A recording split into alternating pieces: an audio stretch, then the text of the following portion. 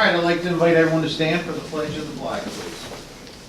I pledge Allegiance to the flag of the United States of America and to the republic for which it stands, one nation, under God, indivisible, with liberty and justice for all. We should go USA, USA. There we go. The standing time. Yeah. Okay, we got a short board tonight. All right, minutes of January 16, 2019. Do we have a motion to approve? So moved. Second. We have a motion and a second on the minutes. Any discussion on any of that? Hearing none, all in favor? Aye. Motion carries. Financial report and payment of the bills. Do we have a motion to approve the financial report? And so moved. Second. Motion and a second. Any discussion on the financial report as we viewed them? Hearing none, all in favor? Aye. Motion carries. Louis George, Town Administrator's Report. Yes. The board approved a policy called the sick leave donation policy on the 16th, the last meeting we had. But since that time, we have developed some additional amendments to that policy, and they're presented tonight. I think, I'm not sure, I sent it to the board. I'm not sure You did. if you all got it, but I sent it to Yes. you. And those amendments include under responsibilities under section 2, if you have it there, I have copies here, that we added the word "and payment." That was recommended by Mr. Vesti after he reviewed it, that the town management employees to review and adjudicate leave donation and payment requests. So we're adding that. Under the procedures donation to donated sick leave bank, we added the word, instead of an employee, we put a regular full-time employee. That way it would eliminate part-time employees participating, in which they normally don't anyway. Under 3.2, eligibility for donations from the sick leave bank, we reduced the time frame in which an employee may approach the committee for money, for sick leave, from 1 year to 6 months, because you could have a 6-month employee that has a devastating issue that qualifies, and consequently the town's, the sick bank committee could want to make a decision to offer aid to that employee. Under another bullet under there, we struck out "and is without other disability income sources," and included "an employee receiving disability income from some sources may be deemed ineligible to receive donations from the donated sick leave bank." And if our employees, some of our employees may go out for an illness or injury under what's called short-term disability, and if they do, the town, they can apply for the sick leave bank to offset the cost, because a portion of their salary would be diminished under short-term disability, but this could make up for it and offer them a full pay period for as long as that eligibility was in place. Normally, under an employee must be unable to work due to a serious documented non-job related illness or injury. This policy is not intended to cover an employee's need based on a normal pregnancy, a common or minor illness or minor injury, an illness or injury covered by an employee or employer paid disability policy that would be offset by payments from a donated sick leave bank. That means that under long-term disability, if the town, if they applied to the sick leave bank and were paid money towards that, that would offset the disability that they would get. So we don't provide that sick leave to persons on long-term disability, just short-term. Those are the only amendments to this policy. I would recommend that the board authorize or approve those amendments. Do we have a motion to approve the amendments? Also moved. Second. And a second. Real quick discussion. Is this for introduction or is this move forward with? No, this is an ordinance. This is just policy. So when the board approves it, it's in effect. Very good. Can I ask one Yep. more just quickly, is there a limit to how much an employee can receive? 2 weeks, where they can apply for up to 2 weeks, and under extraordinary cases, they can apply for an additional week, and it's at my discretion to allow that. So So- the norm was a 2-week period. So 2, maximum 3 weeks. Sick bank is all an employee can receive per year, or? Yeah. I mean, Okay, I'm just wanted to make sure. That's it. Okay, thank you. It's not really bad because first of all, they have that sick leave time and then, you know, if it comes to worse, then they often go to the sick leave. Right, because they've already had vacation, personal time, and sick leave that the town allows them to have, and they've exhausted all that. So in addition to, after that exhaustion has occurred, they have this additional 2 weeks or another week potentially of sick leave there to offset that cost. Very good. Any other discussion? Hearing none, all in favor? Aye, motion carries. That's the only item I had. I would make the comment if I could. Yes. I think Mr. Gitlin had asked if we had heard from the State Highway Administration, and actually we did, and I was prepared to comment on that tonight, so he would be well aware of what's happening there. I'm sorry? Pedestrian bridge. Yeah, regarding the pedestrian bridge. I received this on February 1st from Benjamin Storm, the transportation engineer with the Office of Highway Development. He said, we are currently at 30% design completion. We expect to reach our next milestone of 65% design completion in fall of 2019 and to complete design in the summer of 2020. Because the project is not currently funded for construction, I do not know when construction activities could begin. I had asked him also to provide a cost estimate if they have that at the end of the design phase. So when they do that, I'll let you know. But that's the status of that. Ironically, the summer of 2020 is when we hope to open the neighborhood community center too. Very good. Thank you, Luke. Okay, I had a couple things under my report. One, first and foremost, I'd like to thank Commissioner Gibbons for inviting the town board to the Rice AME Church for the Martin Luther King celebration. I had to sneak out, of course, after breakfast, but it's always a great breakfast, and I understand it was a fantastic ceremony, and thank you so much for everything you do, Charlie. Thank you, sir. Thank you. Last 2 weeks ago, I attended a meeting in Rockville with the Board of Directors of the Maryland Municipal League. We were there discussing the legislation. One of the topics that is coming up is in regards to the 5G and the future of franchise agreements, the future of cell phone towers. And if you go to the city of Rockville or even College Park, they are putting these smaller cell units about every 200 yards within the right-of-way of the state. And the only way you can control that is through your historic planning boards. So it's we have to really make sure that we tighten up to make sure that we have we got to make sure that we're well prepared for this. Now, I think that we're going to be years away from this because they're currently coming in and they're going into the bigger cities to give them 5G. What 5G does for you is if you didn't want to have cable at all, 5G is going to give you instant streaming capabilities. So for the younger people that love to stream on their cell phones or stream on their computer, there's no interruption. So there's no need to pay for cable. So it looks like AT&T and Verizon, they're all going to get into the TV market a little bit at this point. So the future of franchise agreements, as I had a discussion with Steve Repole today, our franchise fee numbers are going down with Comcast currently, and part of that is because people are getting rid of their cable TV and they're streaming with this with 3G and 4G. But the 5G is going to be phenomenal. So that was something we discussed.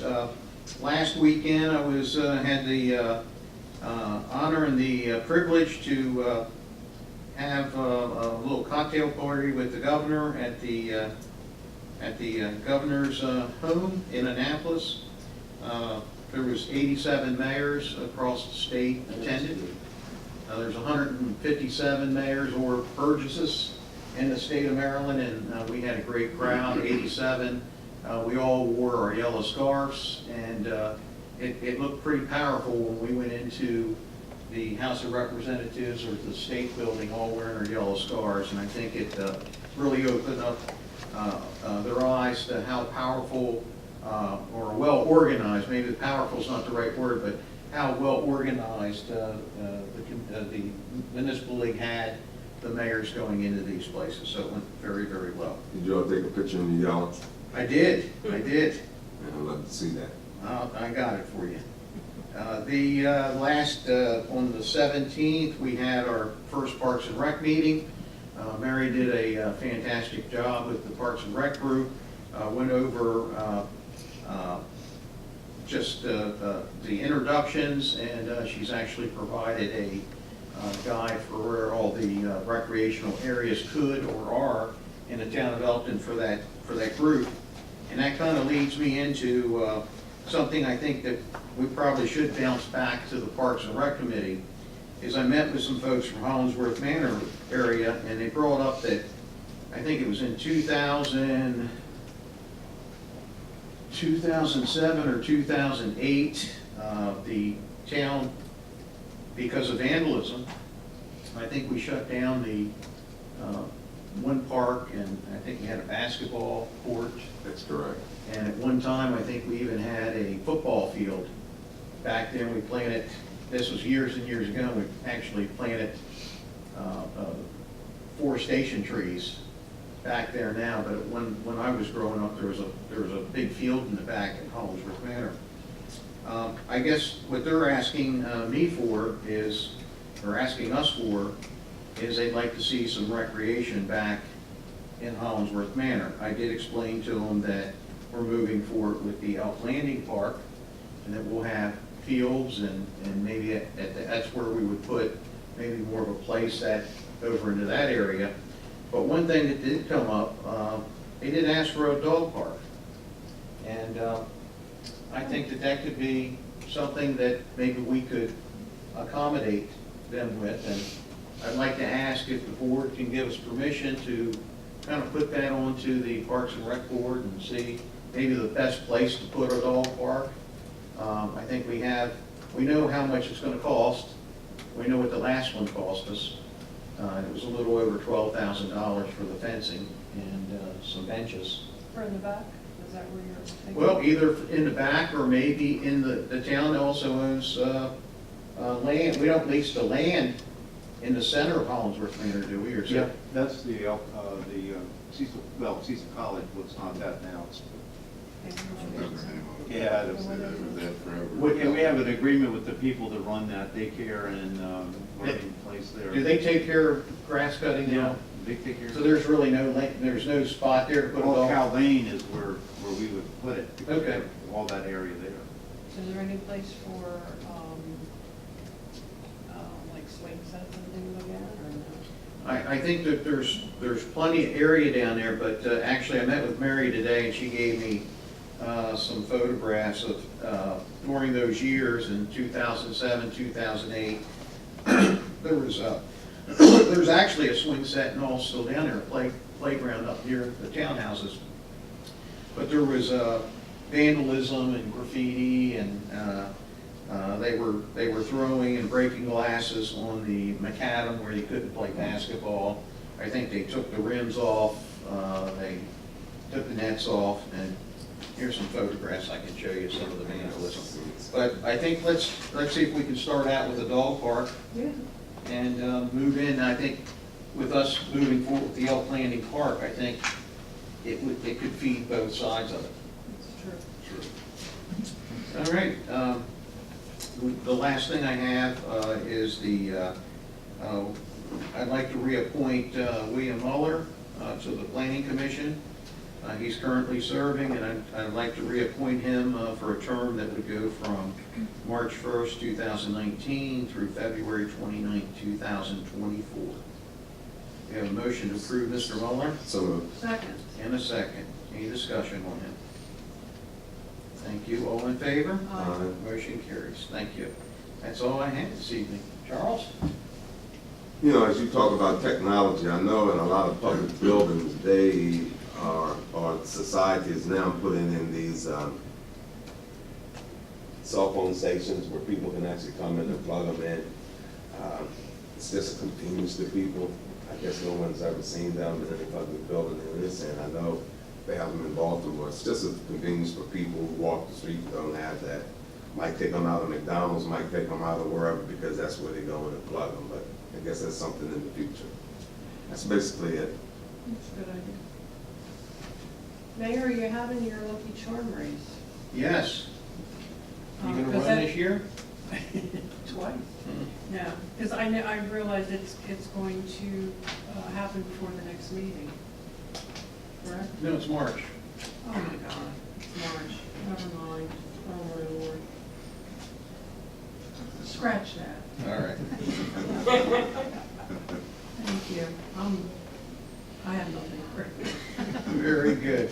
There is one other Yep. thing, Elkton High School, and I just saw it in the building today, is having a Black History Month, and Mary Jo had given me the number, and I followed through on it. Bernard Purdy, who everybody called Bugsy, I think was the first black to graduate from Elkton High. Do you remember who it was? Bugs, Was it Bugsy? Yeah, he was a drummer. Yeah, I know, that's what I know. I know all that because it did that. I couldn't remember the first. But anyhow, he's coming to Elkton High School on the last day in February. I think it's on a Thursday.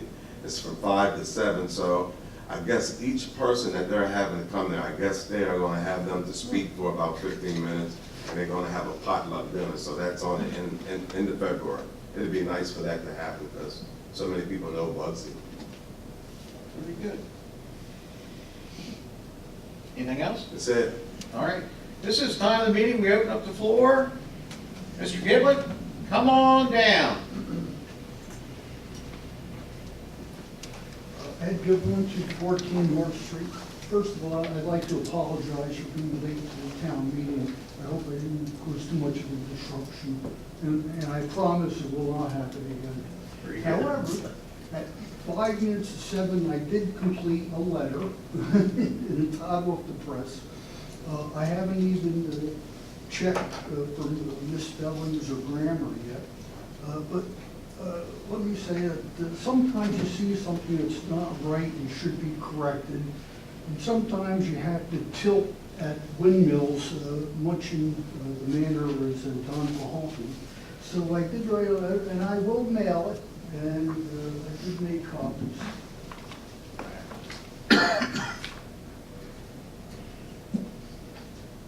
You may still be warm. You must have your own setup at home, huh? Thank you, got it. It's good, sir. Thank you. Thank you, sir.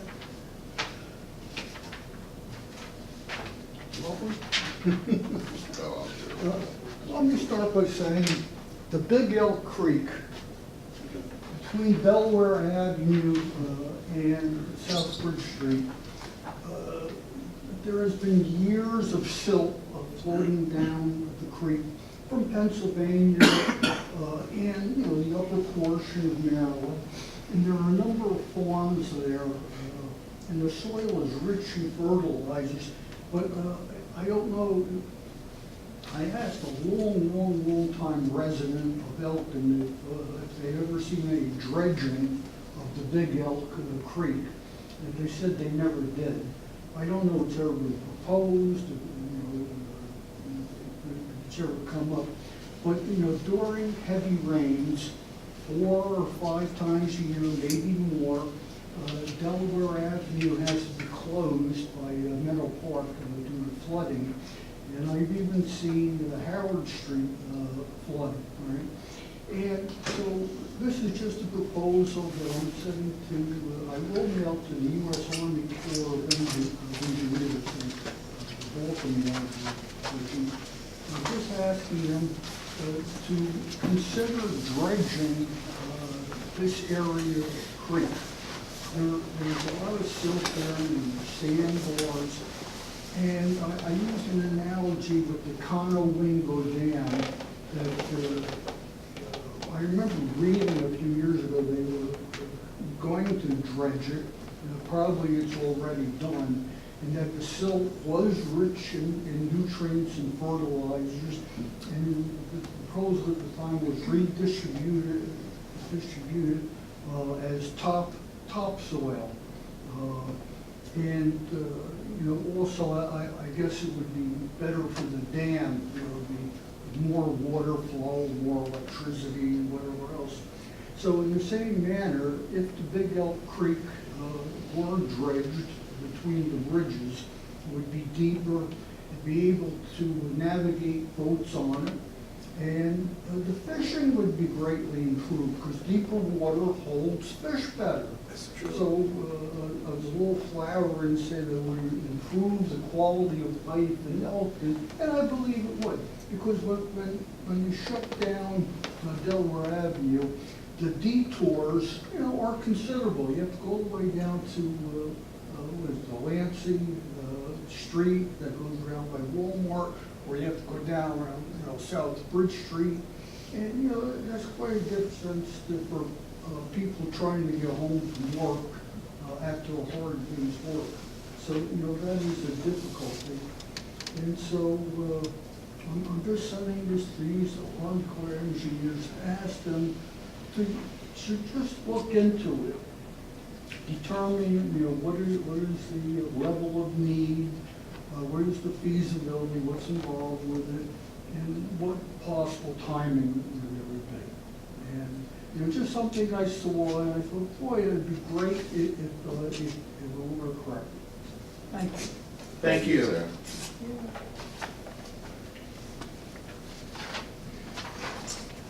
Rob, if you don't mind. Mr. Bill Counts, come on down. Thank you. Come on down. Bill Counts, he's County Councilman, and the reason I actually wanted to have a chance to address, I was contacted by one of the residents in Elkton about some issues over on Church Street, sidewalk being, I guess they had to do some excavation there. It has been brought to their attention that they sent me pictures, I'll forward those to you as well. But just off of the street in the sidewalk area, I guess it's in their driveway entrance, there is a area that concrete was removed to do some type of repair and has not been replaced at this point in time. It's beginning to erode underneath the sidewalk and the areas there. So if you don't mind, I'll pass that along to you, and we'll go from there. I'll send you the pictures and the emails that I received. Lou, you'll be able to go out there. You probably leave it. Well, if the resident had contacted me, I would have had the Public Works repair it without any. I'll send you the email. That's Because where they they have a crew that specializes. I guess when there was water main break not long ago out in that area. I don't know. And they told that person that was there on the crew as well, and they said that they reported it, but they got one man to bring it to your attention. We'll get it before Channel 10 News gets it. I don't go that direction. Thank you. Thank you. Thank you, thank you, sir. Actually, Bill had made me remember that, could we take a ride down Locust Lane, heading into Friendship Heights, where the gas company or the cable company or utility company went through all those yards, Delmarva. There's quite a few sinkholes in folks' yards. I'm sure that we've had some calls, maybe? No, I've not received any, but I think that, Lou, maybe you could take a ride and take a look. I think there'd be, I knew to contact if there's sinkholes. Yeah, there's- We'll fix it. at the corner of, I'll tell you where one of the worst ones is where Richie, trying to think of Richie's last name. He's right on the corner. On the corner of Douglas Street and Locust, right there on the corner, there's a pretty good sinkhole. Thank you. Anyone else have anything to say this evening? Seeing none, this meeting's adjourned. Ladies, you came in late. We were at a meeting. All right. The resident meeting. Mary, I have something for you. I'm good, how are you? I reviewed. So how did you get out with the big tree? Did you update us on the big tree yet? Playground. But I missed the, what was it, the olive tree? Oh, that is a state. No, it's coming. I think it's a county red.